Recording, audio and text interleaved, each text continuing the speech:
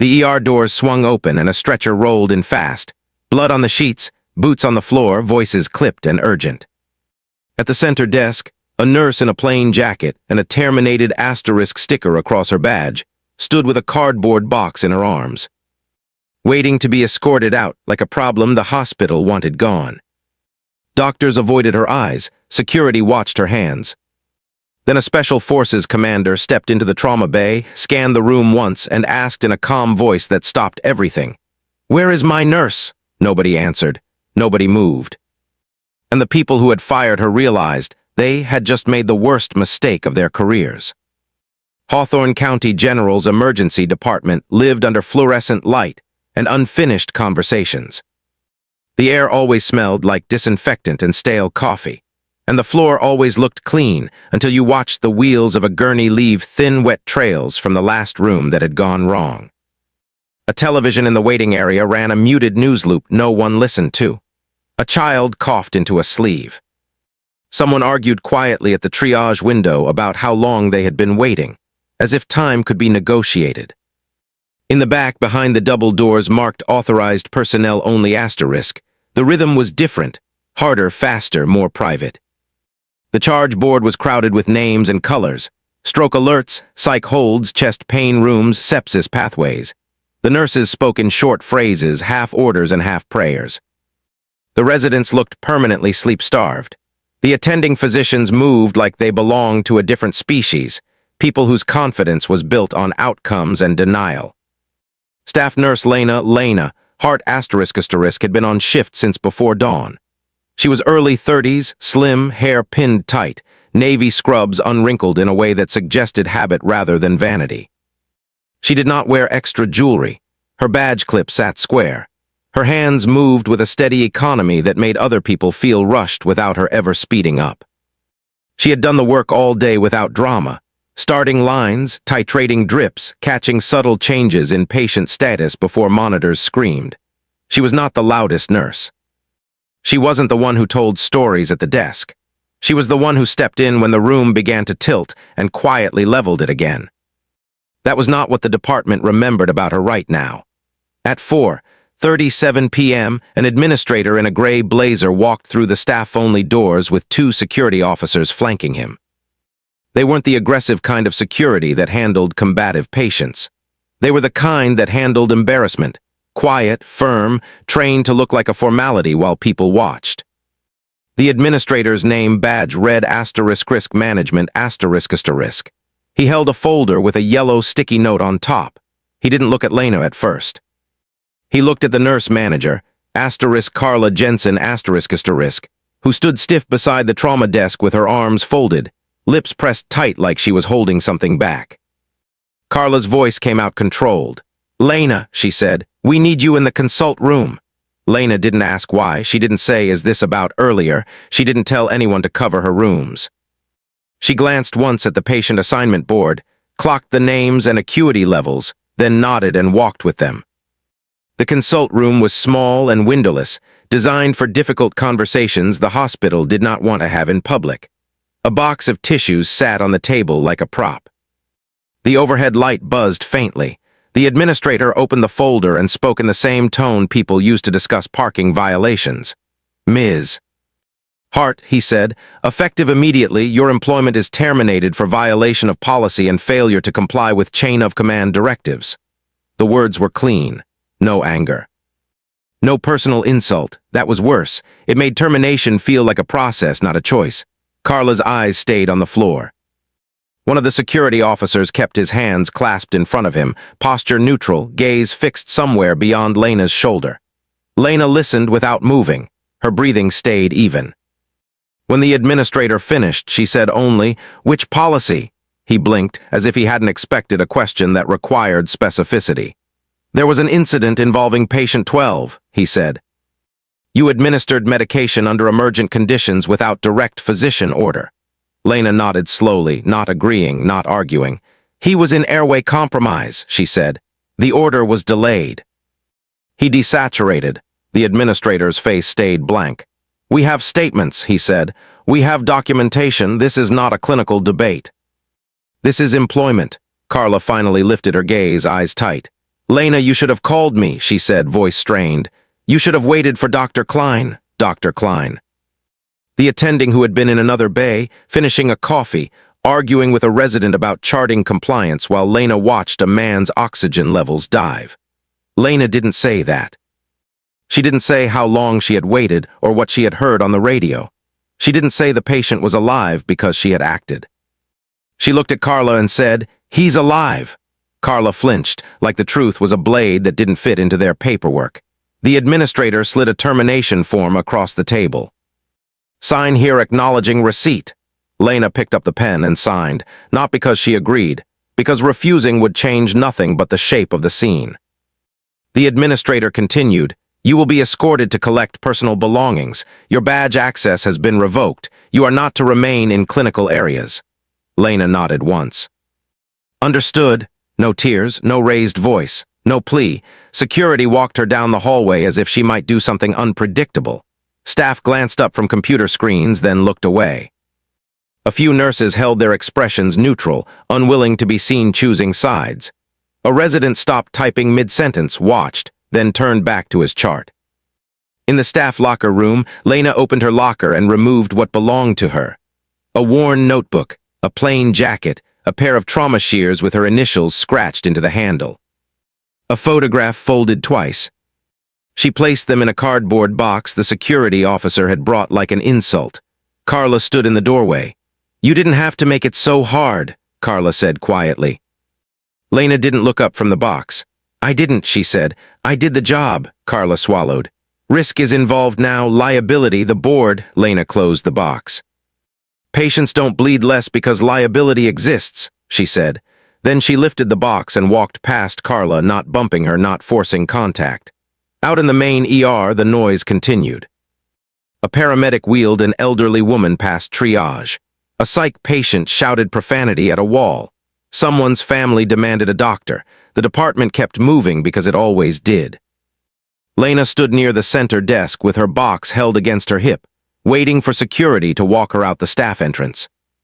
The terminated sticker had been slapped across her badge to mark her as finished. It looked crude against the clean plastic.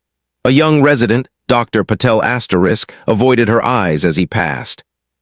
A nurse she'd worked alongside all week whispered to someone, "I can't believe they fired her." Another whispered back, "They have to, Carla's protecting the docs."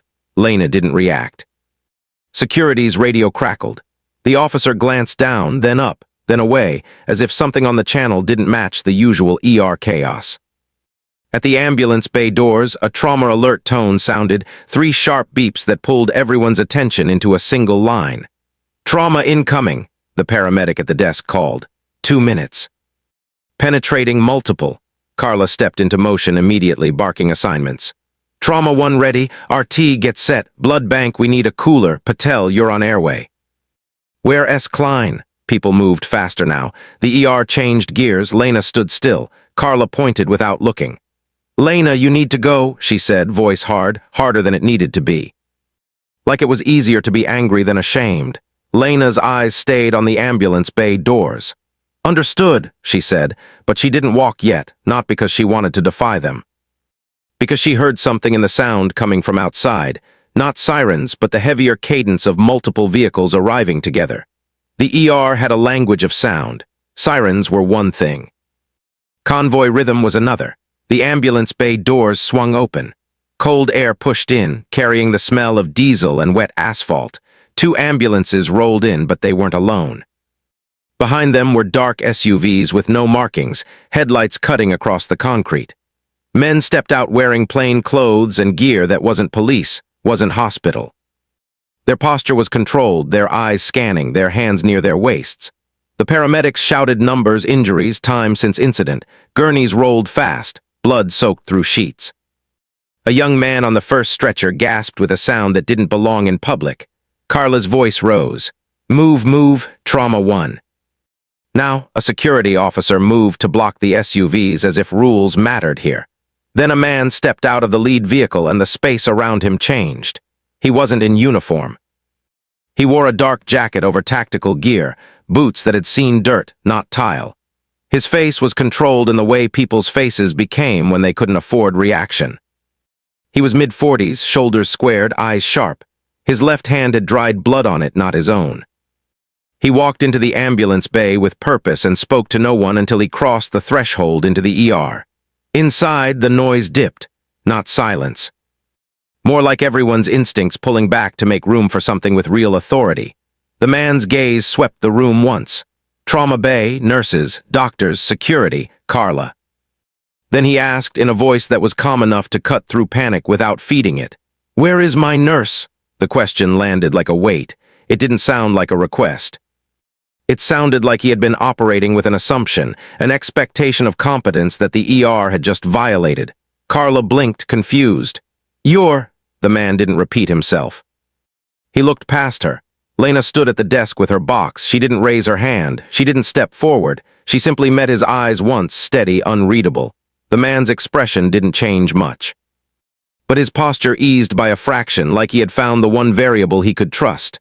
"There," he said quietly to the people behind him. "That's her." Carla turned sharply. Her mouth opened, then closed. The commander walked toward Lena without looking at anyone else.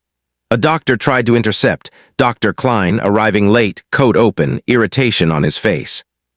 "Sir, you can't, this is—" The commander didn't stop. He said without raising his voice, "Move." Klein froze as if his body understood authority before his ego did. The commander stopped in front of Lena's box and the terminated sticker and looked at it like it was a foreign object. "Who did this?" he asked. Lena didn't answer. She didn't give him a name to crush. She kept her voice clinical. "Patients are coming in," she said. "Trauma 1 needs hands." The commander's eyes stayed on her face for 1 second longer, reading it. Then he turned slightly and addressed Carla, the nurse manager, in a tone that made it clear he wasn't asking permission.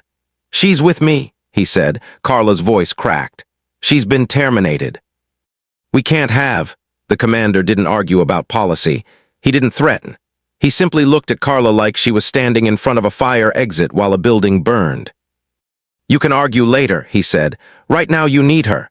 He leaned slightly toward Lena, lowered his voice enough that it became private in the middle of chaos. "I need you in Trauma 1, he said. "I trust you." Lena didn't nod like a soldier.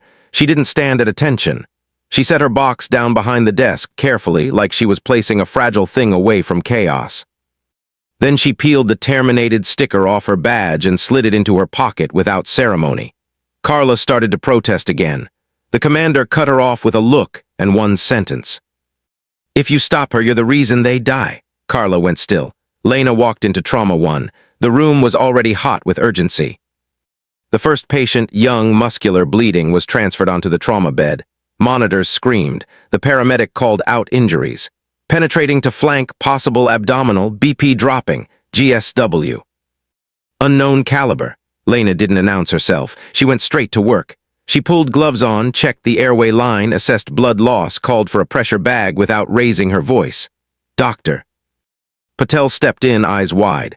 "I'm on airway." Lena glanced at him and said, "Good, keep him oxygenated, don't chase numbers, watch his chest rise." Patel's hands steadied. A tech fumbled with the suction. Lena didn't scold. She fixed the kinked tubing with 1 motion and placed it back into the right angle. The commander stood in the doorway watching, not interfering. 2 men in plain clothes held position outside the bay, scanning the corridor like they expected trouble. Klein arrived and tried to take over, voice sharp. "We need to intubate." "We need a central line." "Why is she?" Lena said, calm. "He's compensating now. If you intubate too early, you drop his pressure and lose him. Get blood running." "Then we talk." Klein stared at her, offended. Patel looked at Klein, then at Lena, and for the first time chose Lena's steadiness over Klein's volume. "Blood's coming," Patel said. The commander's voice came from the doorway. "Do it her way." Klein's face changed. His status in the room slid sideways, replaced by something he didn't understand. The second ambulance rolled in another casualty. The ER's capacity tightened. Carla tried to coordinate while also trying to understand what was happening. Security moved fast, radios popping with clipped phrases. "Unmarked vehicles," one officer said. "Who cleared?" "Federal escort," another replied, uncertain. In the hallway, a nurse whispered, "What is this?" Lena didn't answer. She didn't even look up. She kept hands moving, eyes sharp, voice low. In Trauma 1, the patient's blood pressure dipped. The monitor beeped faster. Patel's breath hitched. Lena placed 2 fingers on the patient's wrist and didn't look at the screen. His pulse is thready, she said. He's crashing. We need the massive transfusion protocol now, Klein argued. That's premature. Lena didn't raise her voice. She simply looked at Klein with a calm that didn't invite debate. Call it, she said. Klein hesitated. The commander stepped closer, not aggressive, just present. Call it, he repeated. Klein's throat moved. He nodded reluctantly and told Carla to activate it. The blood cooler arrived. Lena coordinated the exchange like she had done it 1,000 times. Outside the bay, the men with the commander spoke into their earpieces. One of them moved toward the ambulance doors, eyes scanning. The ER felt it, something beyond the trauma, something connected. Then the hostile element arrived, not with a blast, but with the absence of normal. The automatic doors at the ambulance entrance opened again. A man in a hoodie stepped in like a visitor who had taken the wrong turn. His hands were empty, his eyes were not. He looked straight past triage toward Trauma 1. The commander's operator near the door shifted subtly, body angling to block sightlines. The man stopped. His gaze flicked. He saw the operators, he saw the commander. He turned too quickly, trying to back out. That move, too fast, too rehearsed, confirmed what Lena had felt in the convoy sound. This wasn't just medical, this was pursuit. A security officer called out, "Sir, where are you going?" The man didn't answer. He reached into his jacket. The operator at the door moved fast, not firing, not shouting. He closed distance and slammed the man's arm against the doorframe, pinning it before anything could come out. The man grunted. The operator spoke low and controlled, "Don't." The ER froze. Patients in the waiting area stood half up, confused. A child began to cry. Carla's face drained. "What is happening?" she whispered. The commander didn't look away from the pinned man. "Lock the department," he said. Calm, final. Security hesitated. "We need." The commander's eyes shifted to them. "Now." Security obeyed because the tone left no room, doors locked. The ER became a box. Inside, Lena kept working. She didn't look toward the pinned man, because if the trauma patient died, none of the rest mattered. But her mind tracked the geometry. The locked doors, the corridors, the staff count, the patients who couldn't move, the sound of radios. She did not need to hear the commander explain why he was here. She knew this type of pressure, not as a nurse, as something else the ER didn't know about. The hostile man was dragged into a side room. The commander spoke quietly to his team. Words like asset and tracking stayed out of earshot, but their posture told the story. Carla tried to reassert her authority with the only tool she had. Policy. "You can't run operations in my ER," she said, voice shaking. The commander didn't argue. He looked at Lena, then at Carla. "We're not running your operations," he said. "We're keeping your people alive while she does her job." He leaned in slightly. "You fired the one person who knows how to do that under this kind of pressure." Carla's mouth opened. No defense came out. In Trauma 1, the patient stabilized just enough to breathe easier. Lena watched his chest rise, watched his skin color change from gray to something closer to human. Patel looked at her like he had seen someone step out of a shadow. "Who are you?" he whispered, not as gossip as disbelief. Lena didn't answer. She adjusted the drip rate and said, "Chart the units." "Don't lose the time stamps." Her voice kept everyone in the present. The standoff tightened outside the bay as more information came in. The hostile man wasn't alone. Another vehicle had been seen circling the ambulance entrance. A second person had been spotted near the loading dock. The commander's team moved into quiet perimeter positions that looked like hospital staff positioning if you didn't know what you were seeing. One man stood near the vending machines. Another near the radiology hallway. Their hands stayed low. Their eyes did not. Lena finished the immediate stabilization and stepped out for one moment, wiping her hands to look at Carla. "We need to clear the corridor," Lena said. "Move non-critical patients away from the ambulance doors, close curtains, keep the waiting room from seeing." Carla blinked. "Why?" Lena didn't explain. She didn't say because they're watching asterisk. She gave a hospital reason. "Because panic spreads faster than blood loss," she said. Carla obeyed because something in Lena's voice didn't feel like a suggestion.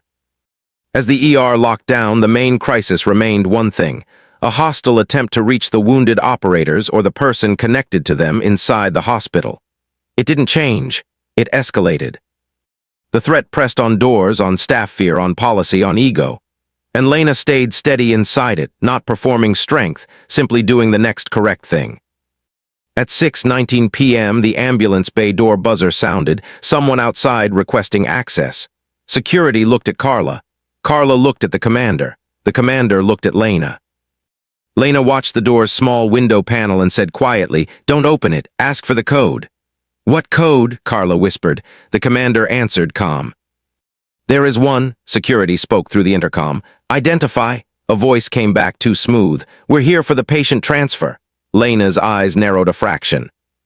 "No hospital uses that phrasing," she said. The commander nodded once like he had been waiting for her to say it. He stepped to the intercom. "Say the name," he ordered. "Say who you're here for." Silence. Then the voice shifted, colder. "Open the door." The waiting area quieted, sensing the tension. Lena moved to the side, placing herself where she could see both the door and the trauma bay corridor. Her hands stayed empty. Her posture remained nurse. The commander's team tightened. The buzzer sounded again, harder this time. Then a heavy impact hit the door, not enough to break it. "Enough to say we can keep trying." Carla whispered, "They're going to break in." Lena didn't look at Carla, she looked at the commander. "They're testing," she said.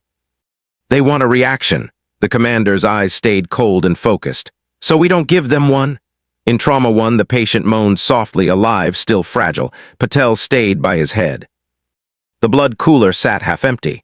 The ER's resources were being drained by one sustained pressure point.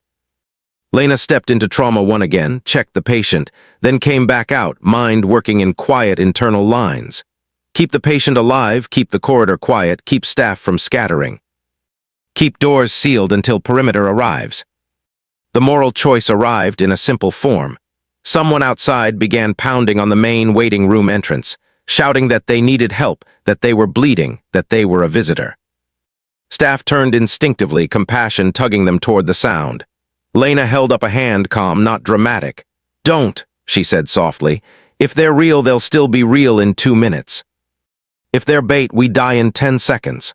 Carla stared at her like she was hearing a language she didn't know how to speak. The commander's gaze stayed on Lena. He didn't praise, he didn't explain. He simply let her shape the response. Outside, the pounding stopped. Silence. Then the impact hit the ambulance door again, harder. The commander's operator near the door whispered, "They're bringing a tool." Lena's eyes flicked to the crash cart, then to the supply cabinets, then to the hallway that led deeper into the hospital. "We can't hold here forever," Patel murmured. Lena answered without emotion. "We don't hold forever," she said. "We hold long enough." The commander spoke into his radio in a low voice, calling for a local tactical response. The hospital security chief replied with uncertainty, delays, coordination, jurisdiction. Lena didn't engage with that. Jurisdiction didn't stop bleeding. She moved staff the way she'd moved them earlier, quietly with medical excuses that prevented panic. "Move room 7's family into the consult room," she told a clerk. "Tell them it's for privacy. Close the curtain lines," she told a tech. "Reduce sightlines. Keep the IV poles off the corridor," she told a nurse. "Don't create trip hazards." Everything sounded like routine ER management, but it built a safer geometry. The hostile team outside tried again, this time with a louder voice through the door. "We're police. Open up." The commander didn't flinch. He spoke into the intercom once, calm. "You're not police," he said. "Police don't lie on a hospital door." Silence again, then something changed. A different sound approached outside, sirens more official, closer. The hostile pressure shifted, hesitant. They didn't want a firefight in an ambulance bay. They wanted extraction, quiet, controlled. The commander's team held. Minutes passed like hours. The local tactical unit arrived at the hospital perimeter, coordinated with the commander's men, and began closing routes outside the ER, cutting off vehicles, controlling entrances, forcing the hostile element into a narrower set of choices. Inside, Lena's patient stabilized enough to be transferred to surgery, but moving him now would expose him. Lena made the call, quietly, to keep him in the bay until the corridor was secured. Carla tried to object. "Surgery is waiting." Lena looked at her calm. "Surgery can wait," she said. "Bullets don't." Carla swallowed and stopped arguing. The final confrontation didn't come as an explosion. It came as a collapse of options. Outside, the hostile team realized they could not breach quietly. They could not bluff. They could not pull staff into opening doors. They attempted one last move. A man appeared at the ambulance bay window holding a hospital employee by the collar, a knife visible. Inside, nurses gasped. A clerk sobbed once and covered her mouth. The hostage's eyes were wide, shaking. The hostile man shouted, "Open the door or she dies." The commander's face didn't change, but his jaw tightened. Lena stepped forward, voice low, not loud enough for the waiting room to hear, but clear in the corridor. "She's not safe if we open," Lena said. Carla whispered, "We can't let." Lena cut her off gently. "If we open, we give them the bay. They take the patient. They take more people. She still dies." The words were brutal because they were true. The commander looked at Lena for the smallest moment, a question behind his eyes. "Are you sure?" Lena didn't say yes. She didn't say no. She said the only thing that mattered. "Contain," she said. "Make them choose." The commander nodded once. He spoke into his radio, calm and cold, coordinating with the outside team. He told them to take the angle to isolate the hostage taker, to cut his retreat. Inside, the ER remained sealed. The hostage outside cried quietly. The knife stayed near her neck. Then outside, a flash of movement, controlled, fast operators moving into position. A command voice outside barked once, "Drop it!" The hostile man hesitated, looking for an opening that wasn't there. He dragged the hostage sideways, trying to disappear behind the ambulance.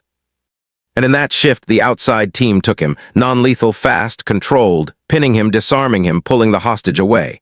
Inside, no one cheered, no one screamed. They simply exhaled like people coming up from underwater. The commander waited until his radio confirmed, "Hostage safe, threat contained, perimeter clean." Only then did he step back from the door. Carla's knees softened. She leaned against a counter like she might collapse. Lena returned to Trauma 1 and checked her patient again, steady hands, steady voice.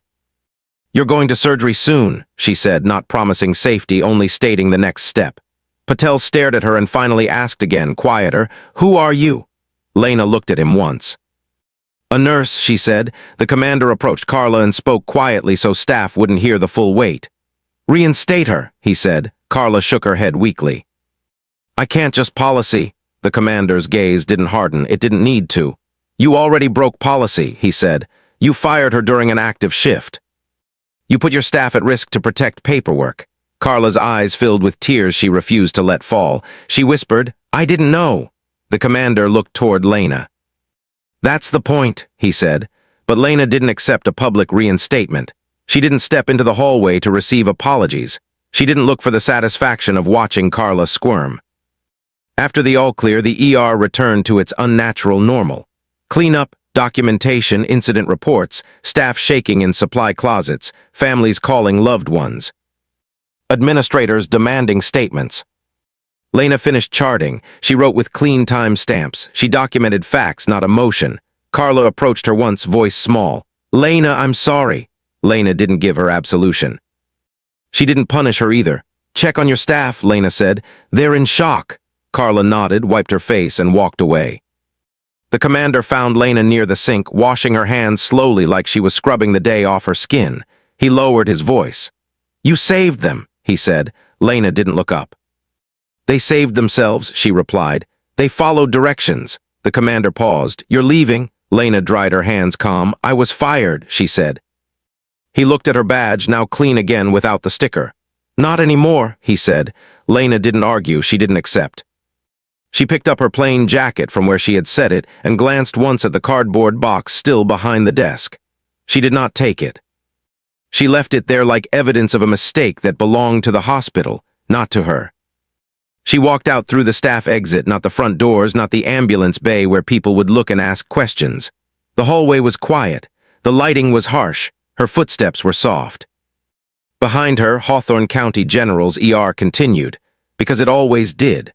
But the people inside it would remember the moment their chain of command collapsed under one calm question. "Where is my nurse?" And they would remember long after the reports were filed and the administration rewrote the narrative. That the nurse they fired had been the one person in the room who never needed permission to keep people alive.